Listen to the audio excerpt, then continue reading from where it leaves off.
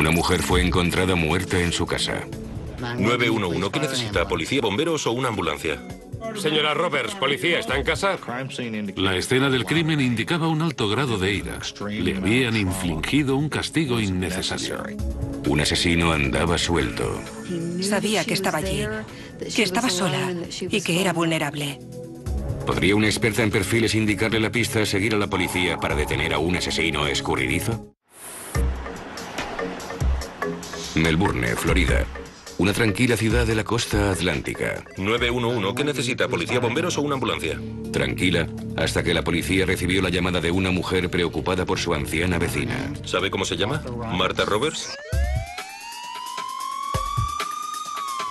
La mujer que llamó hacía días que no veía a la señora Roberts y temía que le hubiera pasado algo.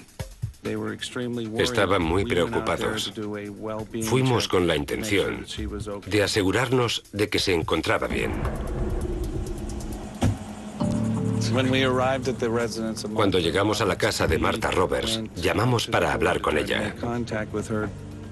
Señora Roberts, la llamábamos, señora Roberts, pero ella no contestaba.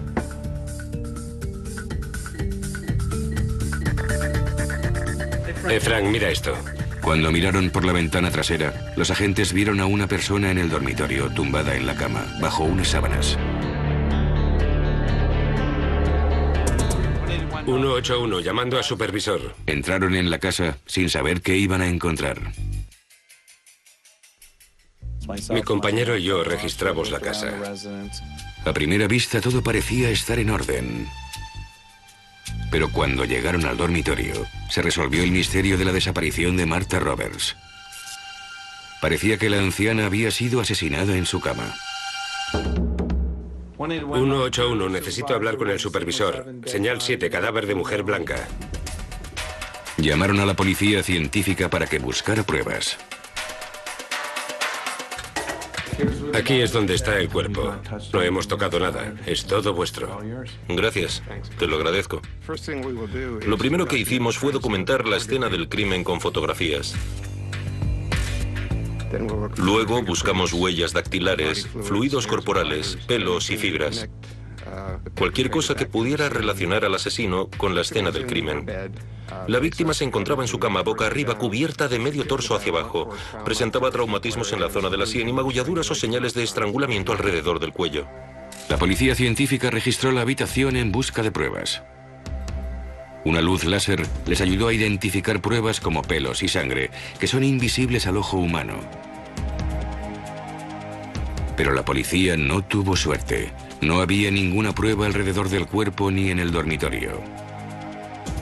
Quien quiera que asesinara a Martha Roberts había hecho un buen trabajo cubriendo su rastro. No era un aficionado. Los investigadores registraron el resto de la casa en busca de pistas. Todas las puertas estaban cerradas desde dentro. Parecía que habían entrado por la ventana. No la habían roto, solo la habían forzado para abrirla.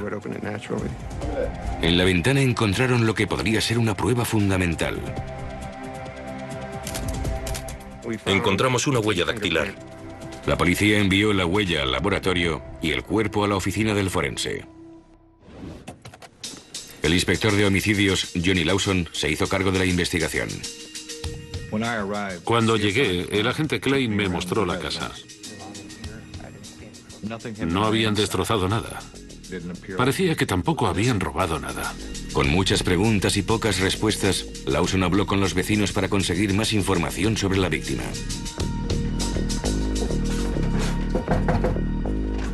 Hola, ¿cómo está? Inspector Lawson, Departamento de Policía de Melbourne. ¿Conocía a la señora que vivía en esa casa? Por supuesto.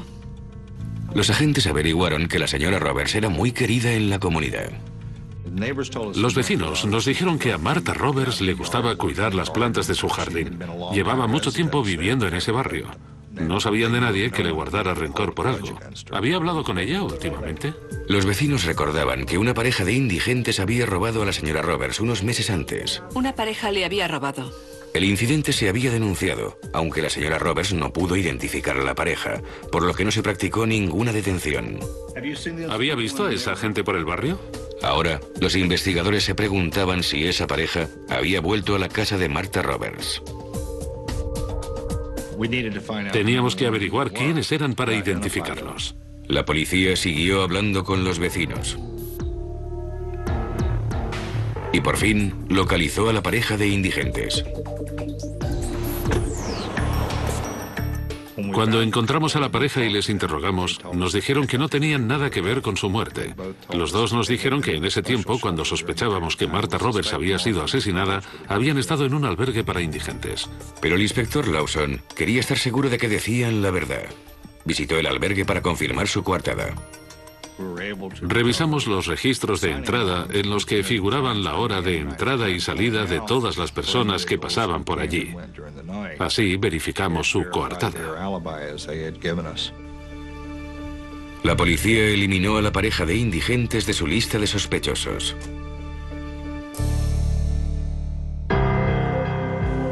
En el laboratorio, otro contratiempo. Hola, ¿cómo te va? No muy bien.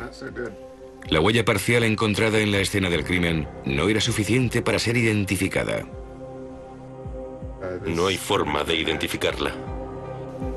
Sin ningún sospechoso ni ninguna pista, el asesinato de Martha Roberts corría el riesgo de no resolverse. Era como buscar una aguja en un pajar. Había mucha gente que podía haber cometido el crimen, así que, ¿por dónde empezar? Era muy frustrante.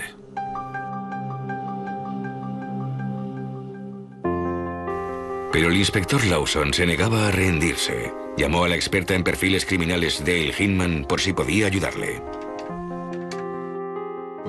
Nos pusimos en contacto con Dale Hinman porque creíamos que ella podría aconsejarnos, aportar alguna información o su conocimiento sobre qué clase de delincuente asesinaría a una mujer como Martha Roberts.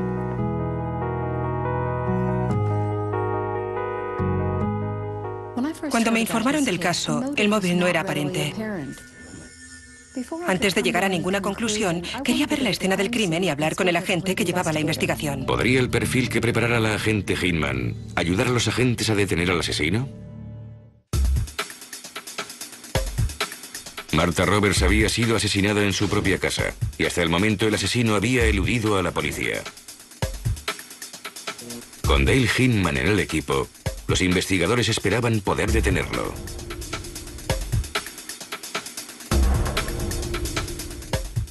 Para realizar el perfil de una investigación de un delito violento, es de vital importancia ir a la escena del crimen. Eso nos ayuda a determinar cómo se desarrolló el crimen y nos guía a generar el perfil. Dale, esta es la ventana por la que el asesino entró en la casa. Como verás, la forzaron. Utilizaron alguna clase de herramienta para hacerlo. ¿Y por dónde salió? Cuando llegamos, ambas puertas estaban cerradas, por lo que suponemos que salió por el mismo sitio por el que entró. A mí eso me sugiere dos cosas. Primero, el hecho de que llevara una herramienta para entrar en la casa de la señora Roberts indica que posiblemente tenga antecedentes por robo.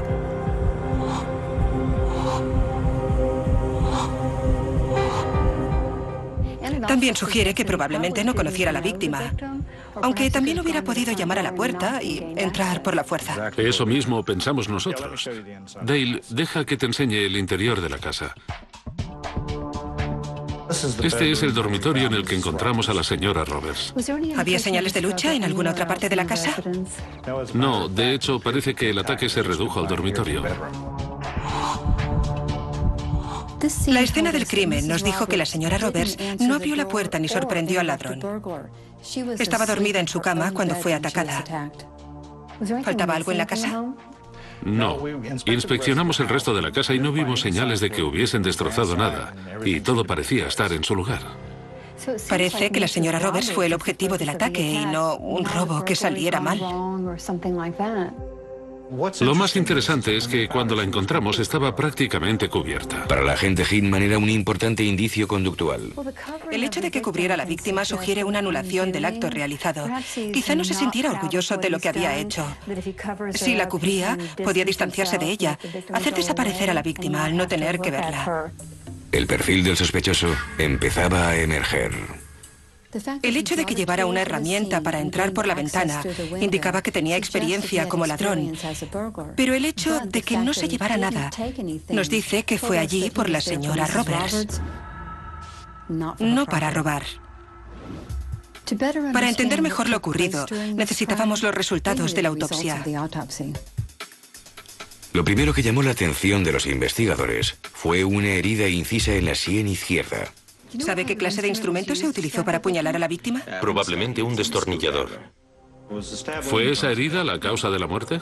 No, fue estrangulamiento con las manos.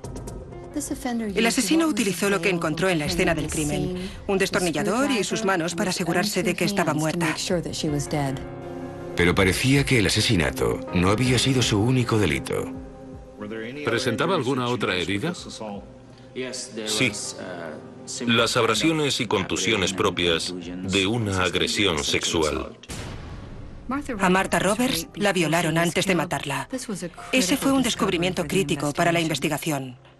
Estábamos buscando un móvil y al no faltar nada en la casa, parece que el móvil fue la agresión sexual. Doctor Kaiser, muchas gracias. Gracias. Gracias. El forense llevó a cabo el protocolo para casos de violación y tuvo suerte. Recuperó de la víctima el ADN del violador. Pero cuando la policía lo introdujo en la base de datos de ADN, no hubo ninguna coincidencia. La base de datos de ADN se pone constantemente al día. Si ese violador cometiera otra violación, solo era cuestión de tiempo que se le identificara. Pero los investigadores no pensaban esperar tanto. Determinados a detener al asesino, la policía buscó delitos similares en la zona y encontraron un patrón alarmante. Había habido varios homicidios ocurridos durante ese tiempo cuyas víctimas eran ancianas, blancas. ¿Por dónde entró? Por una ventana. Pero les llamó la atención uno en particular. Joyce Zuba había sido agredida sexualmente y asesinada en su casa en la cercana Cocoa Beach. Las heridas de ambas víctimas eran muy similares. ¿Podría ser que andara suelto un asesino en serie cuyo objetivo fueran mujeres mayores? Los inspectores necesitaban averiguarlo. En primer lugar, comparemos a las víctimas. Joyce Zuba, Martha Roberts. Además, Cocoa Beach y Melbourne pertenecen al mismo condado, están muy cerca. Y los dos casos tenían mucho más en común. Al igual que en el caso Roberts, la señora Zuba también fue asesinada en su dormitorio. Y eso no era todo. A Joyce Zuba la asesinaron por la noche. A Martha Roberts la asesinaron por la noche. En ambos casos tenemos agresión sexual, estrangulamiento, heridas incisas. Los casos parecían idénticos. Pero los investigadores no tenían ninguna prueba física para demostrarlo. La persona que mató a la señora Zuba no dejó ADN en la escena del crimen. Con la posibilidad de tener a un asesino en serie en libertad, la policía estableció un servicio de llamadas anónimas. Al poco tiempo, la policía de Cocoa Beach recibió información. Una mujer les informó de la posibilidad de saber quién había matado a Joyce Zuba. Su nombre, Marcelino Penalosa. La policía de Cocoa Beach lo detuvo por el asesinato de Zuba. Tenían suficientes pruebas para acusarle del delito. ¿Pero también era responsable del asesinato de Martha Roberts? Marcelino Penalosa fue acusado por el asesinato de Joyce Zuba. Y debido a las similitudes entre los dos asesinatos, la policía sospechaba que también había asesinado a Martha Roberts. Pero solo un test de ADN podría probarlo. Su ADN fue inmediatamente comparado con el de todos los homicidios no resueltos y delitos violentos, incluyendo el de Martha Roberts. Hola, inspector Lawson. Pero fue otra decepción. El ADN de Marcelino no coincidía con el extraído a Martha Roberts. No guardaba relación con nuestro caso. Estamos como al principio, con un homicidio sin resolver.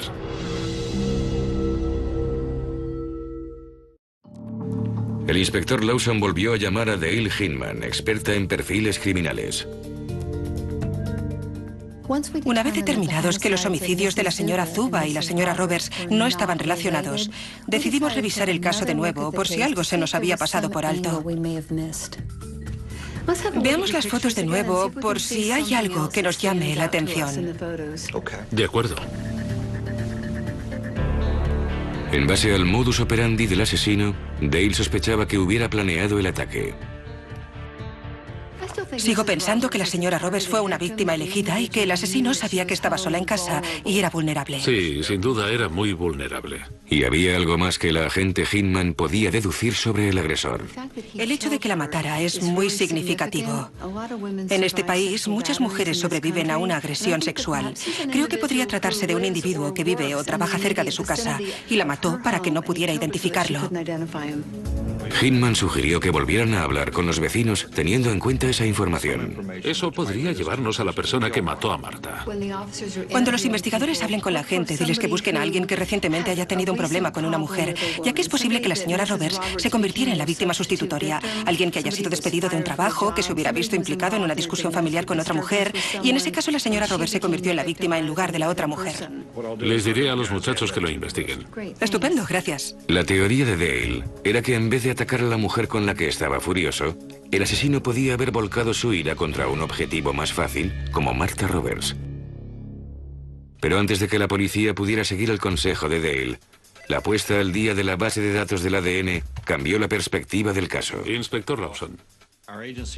Recibimos una llamada del Laboratorio Criminológico de Orlando, del Departamento de Policía de Florida, notificándonos que habían identificado el ADN extraído a Martha Roberts. El ADN recuperado en la escena del crimen de Martha Roberts pertenecía a un hombre llamado Jerome Liner. Al revisar los antecedentes de Jerome Liner, vimos que había sido condenado por robo con allanamiento, robo a mano armada con agresión como agravante. Como habían supuesto los investigadores. Hacía poco que Liner había salido de la cárcel y la policía intentó localizarlo poniéndose en contacto con su agente de la condicional. Pero había un problema. Liner había violado su libertad condicional y nadie sabía dónde estaba. El agente de la condicional nos dijo que no se había presentado en las 72 horas en que debía hacerlo. Es decir, había violado su libertad condicional y se había emitido una orden de búsqueda y captura. Un supuesto violador y asesino estaba en libertad y la policía no tenía ni idea de dónde atacaría de nuevo. ¿Podrían encontrarlo antes de que volviera a matar? La policía estaba siguiendo la pista al presunto asesino de Martha Roberts. Los investigadores estaban convencidos de que Jerome Liner era el asesino. Pero no conseguían encontrar a Liner. Atención a todas las unidades. Orden de búsqueda y captura de un sospechoso de asesinato. Jerome Liner. Varón, negro, 1,73 m de estatura y 93 kilos de peso. Si establecen contacto, deténganle y notifíquenlo. Durante su búsqueda, los agentes averiguaron que era posible que Liner se escondiera en casa de un familiar a pocas manzanas de la casa de Roberts. Cuando llegaron a esa casa, comprobaron que era verdad. Detuvieron a Liner y lo llevaron a comisaría para interrogarle y practicarle otra prueba de ADN. Cuando interrogué a Jerome Liner con relación al asesinato de Martha Roberts, no es que no mostrara interés, pero no parecía preocupado por el hecho de ser acusado de dicho asesinato. Jerome Liner fue acusado de asesinato, pero para mayor seguridad siempre se somete al sospechoso a otra prueba de ADN para verificar la exactitud de la base de datos. La policía también comparó las huellas dactilares de Liner con la huella parcial recuperada en la escena del crimen. Coincidían. Y la segunda prueba de ADN probaba sin ningún género de dudas que Jerome Liner había agredido sexualmente a Martha Roberts. Las pruebas contra Liner eran concluyentes.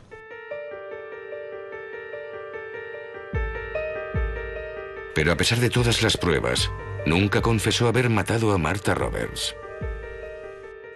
El hecho de que el ADN coincidiera y poder cerrar el caso fue muy gratificante. Pero como Liner no confesó, muchas de las preguntas quedaron sin respuesta. Sin su confesión, los investigadores y la agente Hinman solo podían especular sobre los motivos de Liner para cometer el asesinato. La madre de Liner vivía cerca de la casa de la señora Roberts, por lo que la habría visto por el barrio.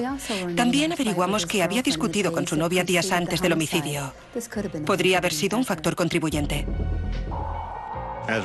Como resultado de la investigación, Jerome Liner fue acusado de asesinato en primer grado por un gran jurado. El caso no llegó a ser juzgado, ya que se declaró culpable de homicidio en primer grado y fue condenado a cadena perpetua sin revisión. Ese caso fue una auténtica tragedia. Martha Roberts era una mujer amable y generosa, amiga de todos cuantos la conocían.